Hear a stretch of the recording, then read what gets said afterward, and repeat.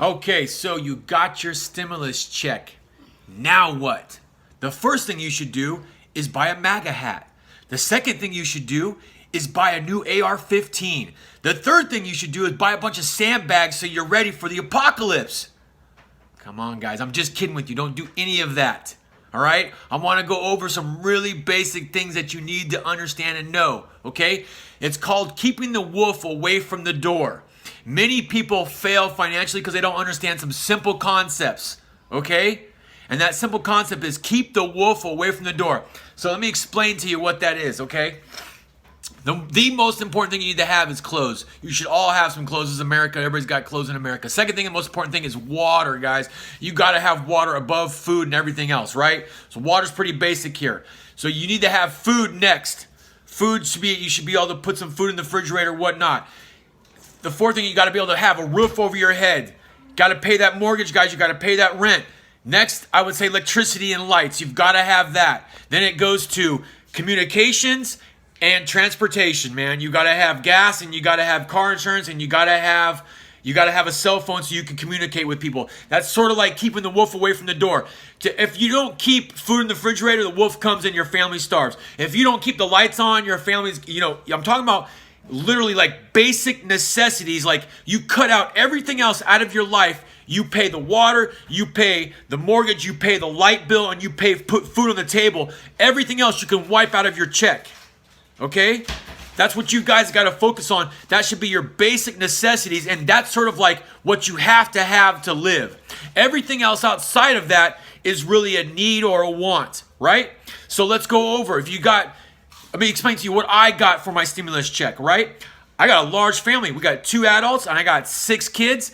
I only have 5 on my tax returns, but I still ended up getting a total of $4,900 sent to me. It went into my business account because I had forgot that I had used my business account to pay for with my tax return, and so that's the account they had on file. It came back as 2 separate payments at $2,250, 2 separate payments, not one large payment, but 2 separate payments.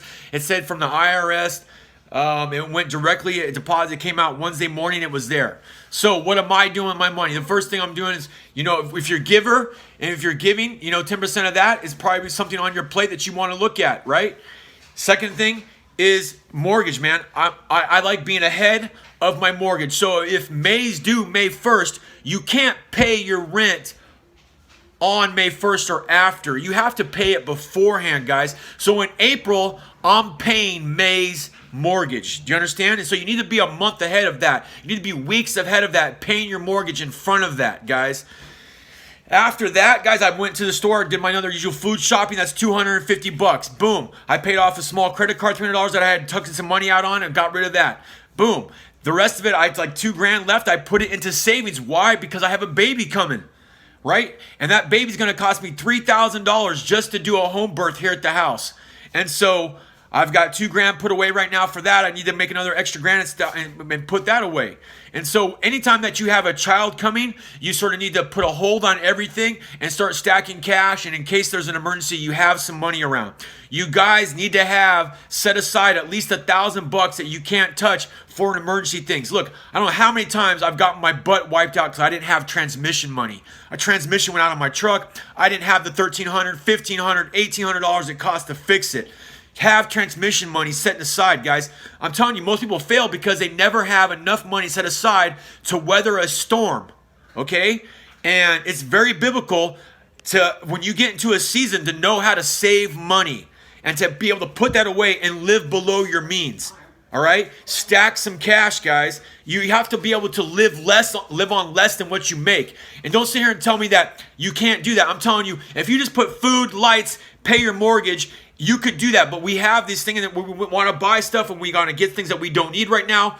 And we've all been there. It's a muscle. You have to learn to work it just like if you were going to the gym. It doesn't come naturally for most people. It doesn't come naturally for me. I'm a giver. I want to give everything away. And there was a season of my life where I did that and I needed to do that. And now that season is in my life where I need to learn how to save and prepare for the future of my family in a very responsible way. It seems much harder to actually to be responsible with finances than it is to just give it away. When you just give it away, it's just easy. You don't have to have any responsibility with that. But to actually learn how to steward money and to steward that is a whole other gifting area of God that He gives to your people. I'm going to tell you, if it wasn't for having as many kids as I have, I don't think I would ever spend as much time learning how to make money, invest money, or even save money.